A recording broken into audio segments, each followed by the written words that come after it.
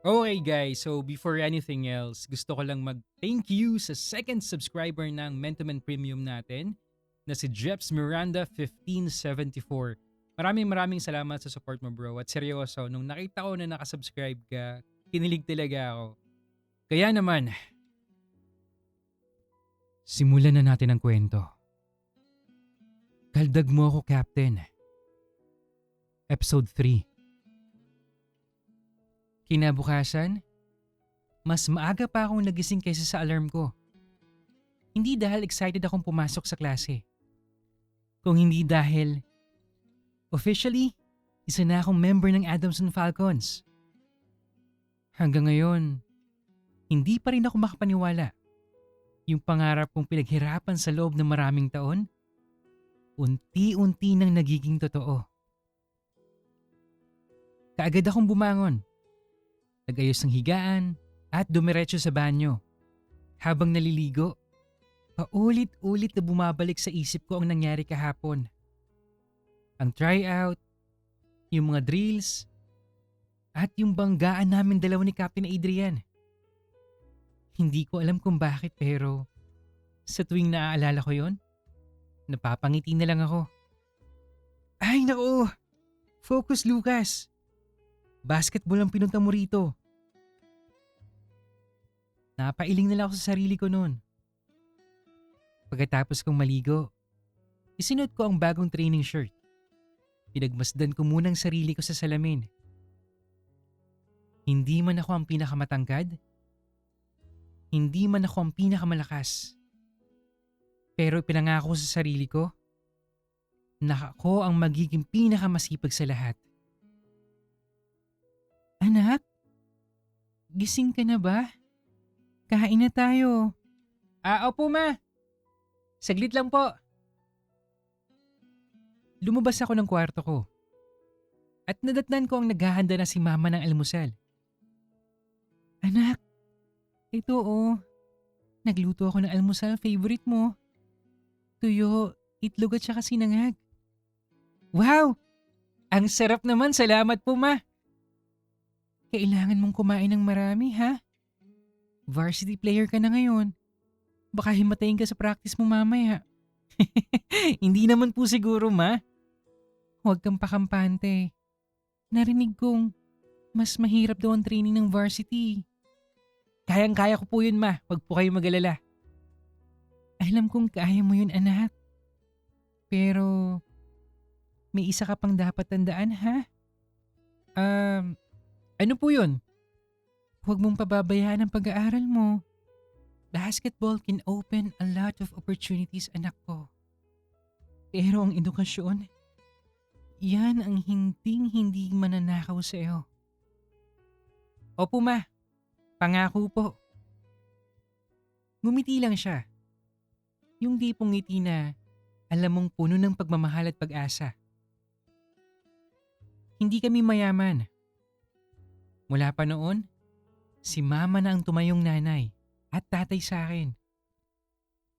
Kaya habang kumakain ako, mas lalo kong pinangako sa sarili ko na hindi masasayang ang lahat ng sakripisyo ni mama. O siya anak, ingat ka ha. Galingan mo. Opo ma, I love you. I love you too anak. Nagmano ako kay mama. Pagkatapos, kinuha ko yung gym bag ko. Huminga ng malalim at tuluyan ang umalis ng bahay. Habang nasa biyahe, hindi ko mapigilang kabahan. Hindi na kasi to tryout eh. Hindi na to tungkol sa pagpasa lang. Ito na ang simula ng totoong laban. At bilang rookie, alam kong wala akong ibang pagpipilian. Kundi patunayan na karapat dapat akong maging isang Falcon. Ilang minuto lang, nakarating na rin ako sa school. Pagpasok ko sa campus, abala na yung mga estudyante. May mga nagmamadaling pumasok sa klase, may nagkukwentuhan. May mga varsity players na nag-jogging sa oval. Pero ako, isa lang ang direksyon ng mga paa ko. Ang Adamson Gym. Pagbukas ko ng pinto, Agad akong sinalubong ng pamilyar na tunog ng mga bolang tumatalbog sa hardwood floor. Nagsisimula ng morning practice. May mga nag-stretching, may nag-shooting, habang ang iba naman, abala sa kani-kanilang ball handling drills. Tahimik lang akong pumasok. Ayoko makaistorbo eh. Rookie pa lang naman ako. At alam kong marami pa akong kailangang matutunan. Uy, si Rookie! Aga! Good morning. Good morning! Hindi ko pa kabisado ang mga pangalan nila. Pero kahit paano, mas magaan na ang pakiramdam ko kumpara kahapon. Inilapag ko ang gym bag ko sa isang bakanting upuan. Pagkatapos, kinuha ko yung bola at nagsimula na rin mag-warm up.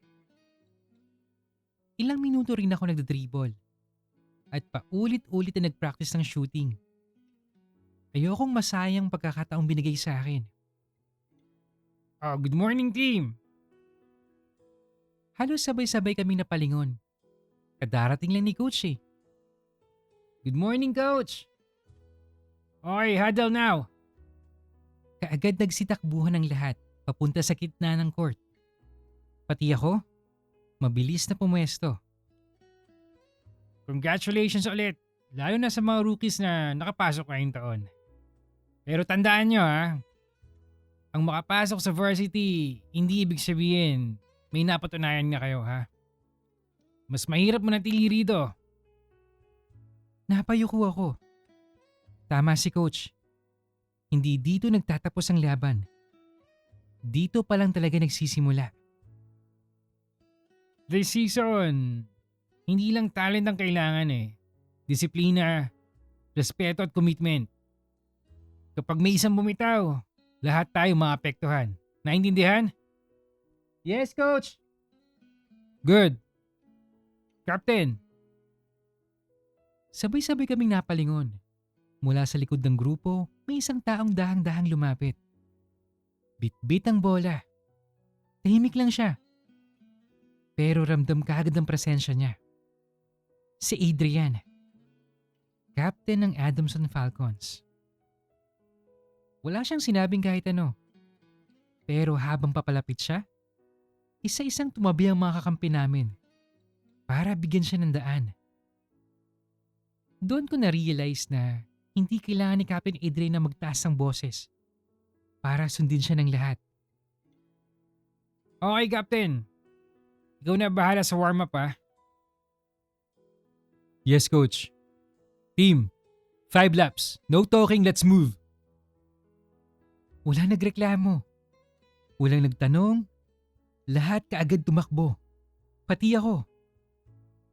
At ako, sinabayan ko rin ng takbo ang buong team. Sa unang 2 ikot ayos pa. Kontrolado ko pa ang paghinga ko. Pero pagsapit ng pangatlong ikot, unti-unti nang bumibigat ang mga binti ko. Hindi pala biro ang official training ng varsity. Malayo sa practice namin nung high school. Team, faster! Isang salita lang, pero parang biglang bumilis ang takbo ng lahat. Napakagat na lang ako sa labi ko. Ayokong ako yung maiwan. Kaya kahit hinihingal na ako, pinilit kong sumabay. Nice! Keep the pace guys! Tama yan, Captain. Sige, ganyan ang gawin mo. Pagkatapos ng 5 ikot, akala ko makakapagpahinga na kami. Team, defensive slides, baseline to baseline, 3 sets, go! Napalingon ako sa katabi ko. Hindi pa ba tayo tapos mag-warm up? Warm up pa lang yan. Ha? Warm up pa lang to? Oo, hintayin mo yung main training. Okay. Napalunok ako. Mukhang mahabang umaga ang naghihintay sa akin. Guys, lower pa! Stay low! Sunod-sunod ang defensive slides. Pakaliwa, pakanan, pakaliwa ulit. Ramdam ko na yung hapdi sa hita ko.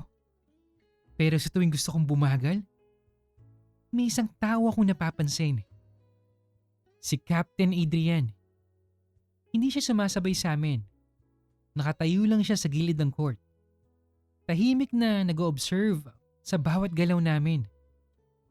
Walang nakakalasot sa tingin niya. Parang napapansin niya kahit pinakamaliit na pagkakamali. Team again! Recover! Napapikit ako sandali. Hindi pwedeng sumuko.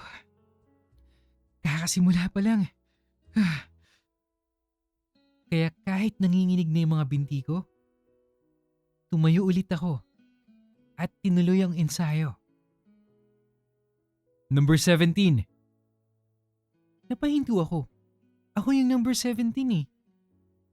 Come here. Napatingin sa akin ang buong team. Hindi ko alam kung may nagawa ba akong mali eh. O may iba siyang sasabihin. Lumapit ako sa kanya. Habang papalapit, mas lalo ko napapansin kung gaano siya katangkad. Number 17 defense. Subukan mo agawin sa akin yung bola. Po? Come on, don't think. React. Tumango na lang ako. Bahagya siyang yumuko. Sabay nagsimulang mag-dribble. Steal it. Agawin mo sa akin yung bola. Mabilis kong sinubukan dukutin ang bola. Pero sa sobrang bilis ng crossover niya, sumunod ang katawan ko, hindi ang isip ko. Sa halip na bolang nahawakan ko, yung bola niya sa kanyang ibaba ang nadakma ko. Ay! Sorry, Captain! Mabilis kong binawi ang kamay ko. Ramdam kong umiinit ang mukha ko sa hiya. Nung nahawakan ko yun, parang prutas ng santol sa laki. Sa tangkad ba naman niyang yun eh? Nakakahiya, nahipuan ko si Captain. Mukha bang bola ng basketball yung hinahawakan mo ha? Kung san-san ka kasi nakatingin eh. Parang gusto ko nalang lamunin ng court sa sobrang hiya ko noon. Rookie! Bola yung target, hindi yung itlog ni Captain, ano ba? Hindi ko naman sinasadya eh. Focus! Eyes on the ball again! Tumikhim lang si Captain. Parang walang nangyari. Pero hindi ko maiwasang mapansin na bahagyang umangat yung gilid ng labi niya. Para bang tinigilan lang niyang matawa. Alright team, that's all for today. Good work everyone! Magpahinga kayo ha at magkita-kita ulit tayo bukas. Dismiss! Thank you coach!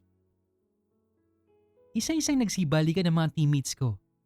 Sa kani-kanilang locker. May mga nagbibihes, may naliligo, habang ang iba naman, abala na sa pag-aasaran. Habang nag-aayos ako ng gamit, biglang lumapit sa akin si Marco. Kasunod sina Josh at Ken. Oy rookie! Bakit? After ng class, diretso tayo sa TAF ha?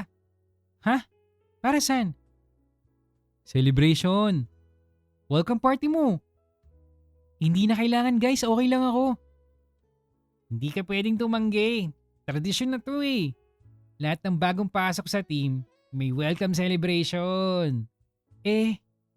Alam ba to ni coach? Shh!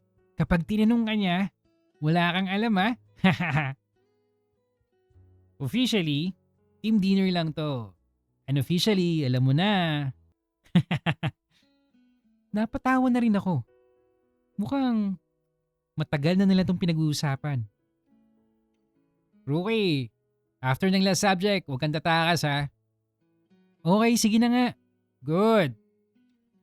Pag alis nila, kinuha ko yung cellphone ko. Ayokong mag-alala si mama. Kaya tinext ko siya. Ma, baka po medyo gabi na ako ng uwi ah. May welcome celebration lang po kasi yung mga team pagkatapos ng klase. Huwag po kayo mag-alala. Magte-text po ulit ako bago umuwi. Ilang segundo lang, nag-reply kaagad si mama. Okay lang anak. Enjoy ka lang ha. Pero huwag kang masyado magpapagabi. Ingat ka palagi. Opo ma, love you. I love you too anak. Isa talaga si mama sa pinakamalaking dahilan kung bakit gusto kong magsumikap.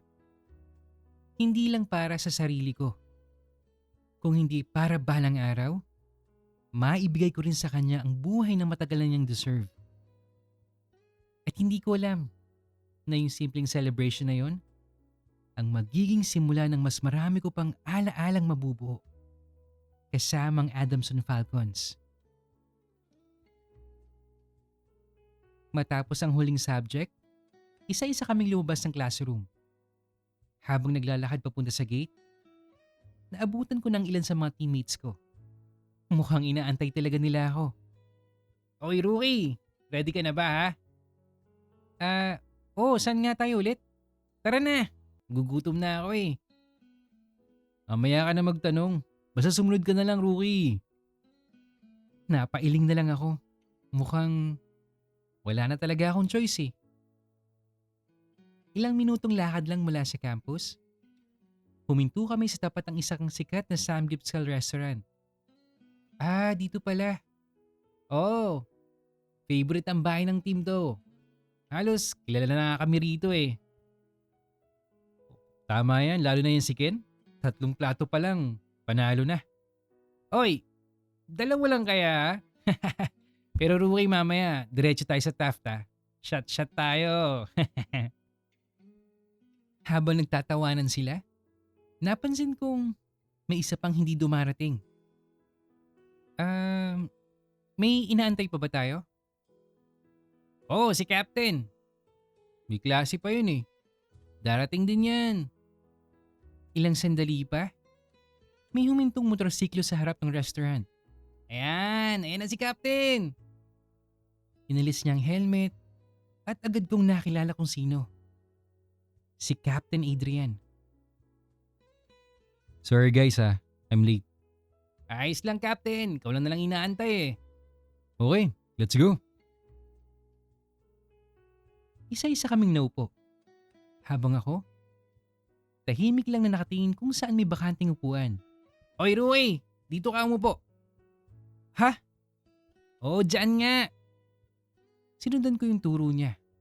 At doon ko lang napansin ang bakanting upuan. Sa tabi mismo ni Captain Adrian. Dyan ba? Oh, may problema ba? Oh, wala. Ayos lang. Napatingin ako kay Captain. Tahimik lang siyang umiinom ng tubig. Parang wala lang sa kanya. Samantalang ako, hindi ko maipaliwanag kung bakit parang biglang naging awkward yung pag-upo ko. Hoy guys, mukhang kinakabahan si Rookie oh. Ayos lang yan, baka nahihiya lang. Relax ka lang Lucas. Hindi nangagat si Captain. Depende sa kakagatin ko. Low ka talaga Captain ha. Nanlaki yung mga mata ko. Captain naman eh. Niloloko mo ako. At sa unang pagkakataon, narinig kong tumawa si Captain Adrian. Hindi malakas, hindi rin matagal. Pero sapat yon para mapansin ng lahat sa mesa. Oy, himala ah. Tumatawa si Captain oh. O Rookie, mukhang may powers ka ah. Napailing na lang ako habang napapangiti. Mukhang hindi pala kasing suplado si Captain Adrian kapag wala na kami sa loob ng basketball court. Matapos namin kumain, hindi pa tapos ang gabi noon. Tara guys, isang place pa sa Taft. Isa lang promise. Celebration lang, hindi tayo magpapakalasing. Hindi na ako nakatanggi sa kanila. Tapos sumunod na lang ako. Hindi naman ito yung maingay na bar. Mahina lang yung sounds, may mga ilang estudyante. At halos puro college students ang naroon. Boss, isang bucket nga dyan. Samahan mo na rin ng fries. Dagdagan mo ng sisig. Cheers guys! Cheers. Isa-isa silang uminom. Habang ako, tahimik lang na nakatingin sa hawak kong bote. Oy Rookie, wag mong sabihing first time mo ha. Ah, hindi naman. Paminsan-minsan lang. Eh di ayos, cheers tayo! Hindi ko namalayang nakailang lagok na rin pala ako. Hindi naman ako lasing pero medyo umiinit na yung pakiramdam ko. Oy, mukhang namumula ka na Rookie ah. Hindi ah. Mainit lang yata. Lumipas ang halos isang oras. Unti-unti nang nagpaalam ang lahat. Guys, mukhang tipsy na si Rookie oh. Naku, paano yan? Hindi pwedeng pauwi na mag-isa yan. Tahimik lang si Adrian habang umiinom ng tubig. Captain, ano? Ikaw na maghatid oh. Ha? Eh, saan ka ba nakatira, Lucas? Dyan lang po sa Pasay. Malapit lang. O sige, sabay na tayo. Napatingin ako sa kanya noon. Nakakahiya naman Captain. Okay lang ako. Hindi. Ayos lang. Late na eh, baka inaantay ka na ng parents mo. Ayan, ayos yan. Ingat kayo Captain ha. Bye Rookie. Huminto kami sa tapat ng motor ni Captain. Lucas oh, helmet suotin mo. Salamat po. Tara na, sakay na. Tahimik akong sumakay sa likod niya. Pero hindi ko alam kung saan ko ilalagay yung mga kamay ko. Lucas. Po, Captain? Kung balak mo umuwi ng buo, kumapit ka ng maayos. Opo. Marahan kong hinawakan ang magkabilang balikat niya. Hindi sapat yan, Lucas. Ha? Kapag bigla ako nagpreno, mahuhulog ka, sige ka. Bago pa ako makapag-react, nabot niya ang kaliwa kong kamay. Dahan-dahan niya itong inilagay sa bewang niya. Ayan, dyan ka humawak. Higpitan mo para mas-secure. Napalunok ako noon. Bahagya akong hinigpitan ng kapit ko. At doon ko lang napansin. Grabe! Ang tigas ng abs ni Captain. Kahit sa ibabaw ng suot niyang shirt, ramdam na ramdam ko ang matitigas niyang muscles. Hindi ko tuloy maiwasang mapaisip. Ganito ba talagang katawan ng isang college athlete? O ayos ka lang ba, Lucas? Opo. Ayos lang. Mas lalo ko tuloy hinigpitan ang kapit ko. Hindi dahil sa takot akong mahulog, kundi dahil baka marinig niya ang lakas ng tibok ng puso ko. Ready ka na? Ready na po. Tara na. Unti-unting umandar ang motor. Kasabay ng malamig na simoy ng hangin at mga ilaw ng Maynila na unti-unti nagliliwanag sa gabi. Hindi ko alam kung epekto lang ba ito ng beer o may iba na akong nararamdaman sa kanya. Ang sigurado lang, sa gabing yun, mas lalo kong nakilala ang captain ng Adamson Falcons. Makalipas ang ilang minuto, huminto ang motor sa tapat ng bahay namin. Dito na ba yung bahay mo? Oo po, dito lang. Salamat Captain ah. Pagkababa ko ng motor, bumukas kagad ang pinto ng bahay. Lucas! Ma! Buti naman at nakauwi ka na, nag-aalala na ako sa iyo.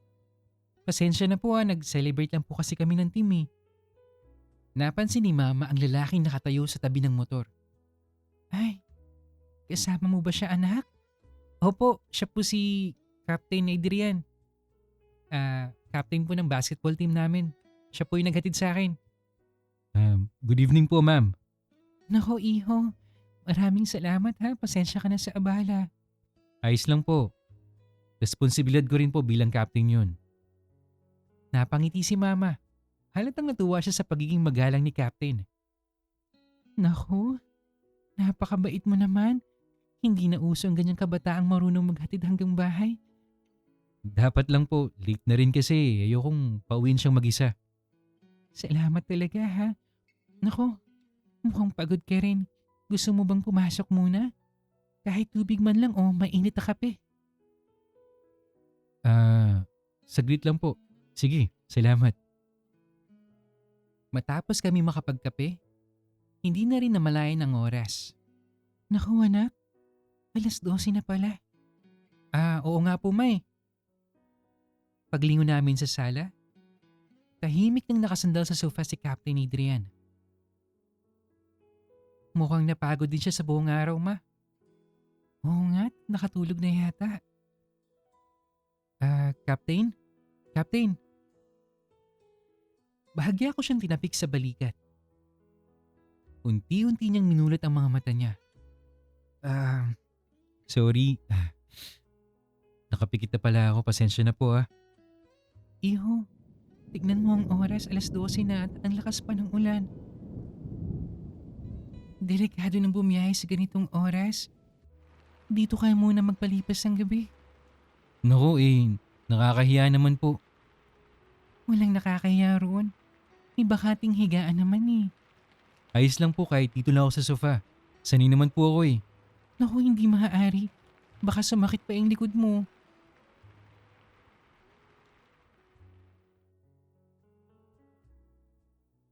Nagkatinginan kaming dalawa. Pareho yata kaming hindi alam ang sasabihin. Lucas anak? Po ma. Malaki naman yung kama mo, di ba? Po? Isang gabi lang naman. Magkasya naman kayong dalawa dun eh.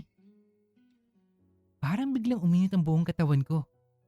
Ma, ano? Parehas naman kayong lalaki. Huwag na kayong maarte ha? Napakamot na lang ako sa ulo. Habang si Captain, tahimik lang. Kung okay lang kay Lucas, wala naman pong problema sa akin eh. Mag-isa lang din naman ako sa bahay, wala namang maghahanap. Ha? Pumayag ka agad siya?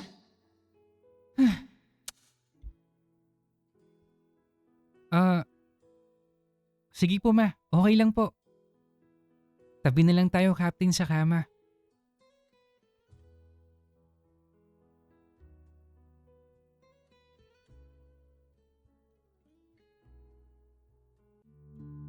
Okay, so happy Thursday guys. 2 more days to go na lang. Sabado na, pahinga na.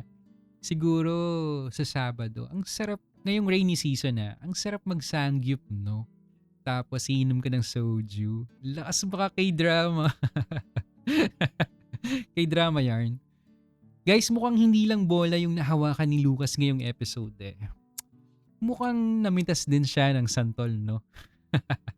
Sa totoo lang, hindi ko rin inaasahan na hahantong tayo sa santol incident. Buti na lang, nakapagpigil pa si Captain eh. Kung hindi, baka iba na yung ending ng episode natin ngayon, no? Or baka dapat, iba na rin yung title ng story. Siguro dapat, kinaldag ako ni Captain sa court. At syempre, hindi rin mawawala yung pinakaabang eksena, yung magkatabi sila sa isang kama. Kayo ha? Inaabangan nyo sa episode 4 yan ano? Relax lang kayo ha, matutulog lang sila. Siguro, well, we'll see in the next part. If you enjoy our story, don't forget to hit like, comment, subscribe, and hit the notification bell para updated ka sa mga news stories natin. And of course guys, please continue sending your stories sa mendomanstories@gmail.com. Malay mo next time, kwento mo naman ang mabigyan ng buhay dito. Yun lamang po at maraming salamat sa patuloy na pakikinig. Hanggang sa muli.